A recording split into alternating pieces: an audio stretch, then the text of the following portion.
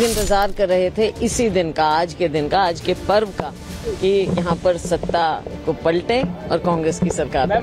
हरियाणा विधानसभा चुनाव में कांग्रेसी नेताओं के ये बयान उनके अति आत्मविश्वास को दिखा रहे थे। किसान, पहलवान और जवान के मुद्दे पर कांग्रेस ने जमकर फेक नैरेटिव गढ़ा।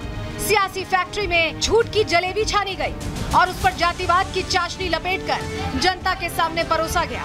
चुनावी घमासान हुआ, मतदान हुआ, जिसके बाद एग्जिट पोल आए। एग्जिट पोल के नतीजे देखते ही कांग्रेस के बयान बहादुर ओवर कॉन्फिडेंस के घोड़े पर सवार हो गए। लेकिन आज नतीजे का दिन था। सुबह तक मुख्यमंत्री बनने का सपना सजोए बैठे भूपेंद्र हुड्डा के अरमानों पर पानी फिर गया। जश्न के लिए तैयार की गई जलेबी की मिठास फीकी पड़ गई। अति आत्मविश्वास के घोड़े ने दम तोड़ दिया और कांग्रेस दफ्तर पर सन्नाटा पसर गया।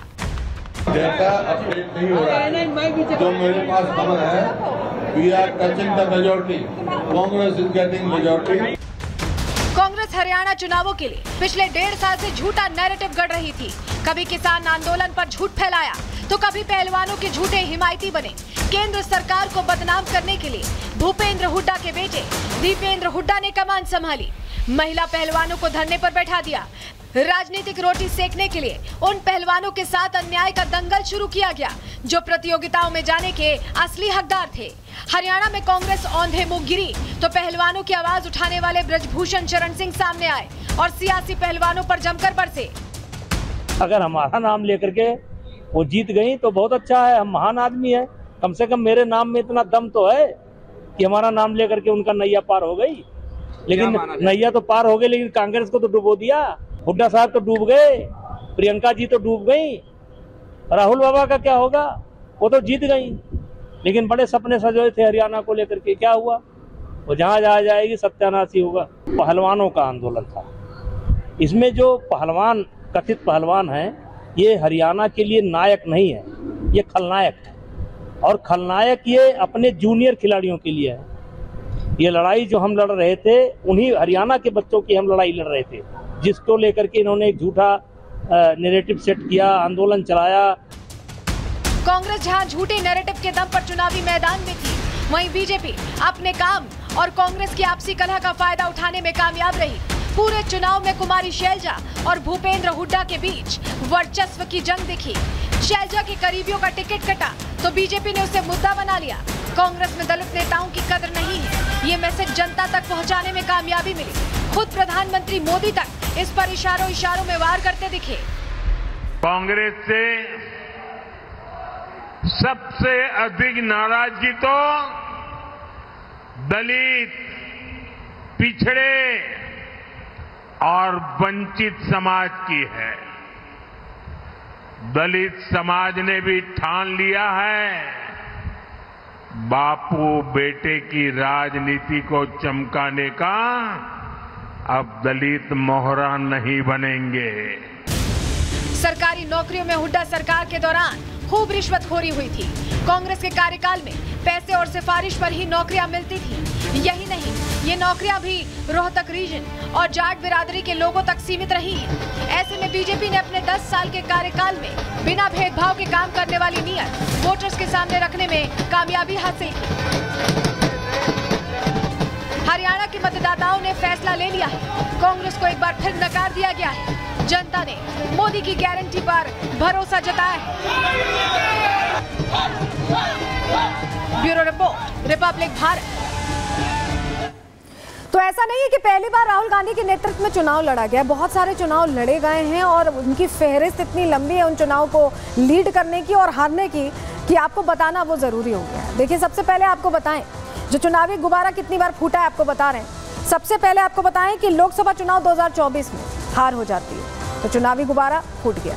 2023 में मध्य प्रदेश विधानसभा चुनाव होता है, उसमें भी हार हो जाती है। एक और चुनावी गुब्बारा जो कि मध्य प्रदेश विधानसभा चुनाव के बाद राजस्थान में, वहां भी हार हुई।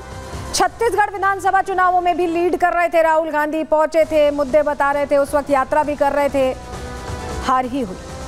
वहीं आंध्र प्रदेश विधानसभा चुनाव में साउथ को अपना गढ़ कहते हैं, लेकिन वहां भी हार का ही सामना करना पड़ा कांग्रेस पार्टी को। और हरियाणा विधानसभा चुनाव में क्या हुआ ये तो आज हम आपको बता ही रहे हैं, किस तरह से हार का सामना करना पड़ा है। लेकिन अब आपको बताएं कि इतना जलेबी का जिक्र हो गया, इतनी चर्चा हो गई जलेबी की इस चुनावों के दौरान राहुल गांधी की वजह से कि अब वो जलेबी पॉलिटिकल हो गई है और अब भारतीय जनता पार्टी कह रही है कि हम जलेबी बना रहे हैं, आप आइए और खाइए। देखिए ये तस्वीर, देखिए बीजेपी नेताओं ने जलेबी बनाई है।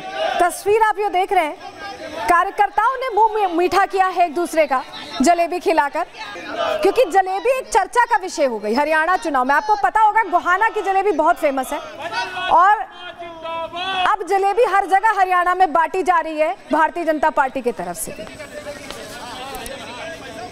तो हम बात कर रहे हैं कि ऐसा क्यों हो रहा है कि बार बार कांग्रेस को हार का सामना करना पड़ रहा है। आपको एक और तस्वीर अब हम दिखाने जा रहे हैं जो आपको ये बताएगी और समझाएगी कि हार क्यों हुई, क्या वजह है। ये जो आप कुर्सी देख रहे हैं, यहाँ पे आप जो कुर्सी देख रहे हैं, दरअसल ये मुख्यमंत्री की कुर्सी है। अगर जीतते तो कांग्रेस में से किसी को मिलती, लेकिन इसके लिए ऐसी रस्साकशी हुई। जो 3 चेहरे आप देख रहे हैं, रणदीप सुरजेवाला, कुमारी शैलजा और हुड्डा पहले मुख्यमंत्री भी रह चुके हैं, भूपेंद्र हुड्डा। तो ये तीनों आपस में ऐसे भिड़े कि ये किसी को होश ही नहीं रहा कि कुर्सी तो कहीं और चली गई, ये रस्साकशी में ही रह गए, किसी को कुर्सी नहीं मिल पाई। और यह नतीजा क्या हुआ, ये हमेशा ही होता है कांग्रेस के साथ कि अंतरकलह इस कदर भारी होती है कि हार का सामना करना पड़ता है, क्योंकि कुर्सी मिलने से पहले कुर्सी किसे दी जाएगी इसकी चर्चा शुरू हो जाती है, इसके लिए लॉबिंग शुरू हो जाती है और ये सब कुछ होता दिखाई दिया। और यही वजह है कि हार का सामना करना पड़ा। और ये तस्वीर आप देख रहे हैं जहां अनिल विज जीत चुके हैं। नमन है।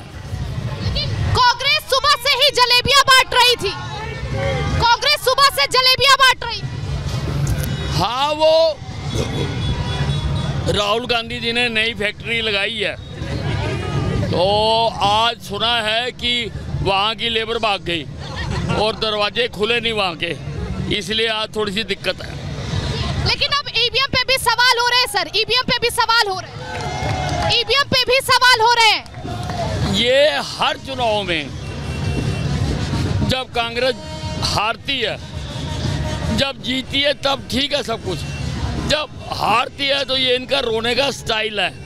ये अलग अलग फ्रिक्वेंसी में अलग अलग नेता फिर आके रोते हैं और फिर आखिरी रोना हाय ईवीएम, हाय ईवीएम, हाय ईवीएम, हाय ईवीएम। लेकिन एक बड़ा सवाल ये है कि तीसरी बार बीजेपी ने हरियाणा में हैट्रिक तो लगा दिया, लेकिन मुख्यमंत्री कौन बनेगा? जिसको हाईकमान चाहेगी, ABCD जिसको मर्जी बना दे। ये हाईकमान आपको भी अप्रोच कर रही है? नहीं, अगर मुझे कहेंगे तो मैंने किसी पार्टी के डायरेक्टिव को आज तक मना नहीं किया।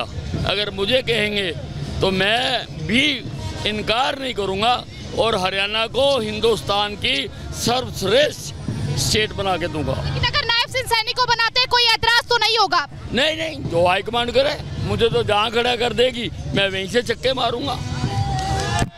तो देखिए ये जो है अनिल विज जी है जो लगातार ये कहते हुए नजर आ रहे हैं।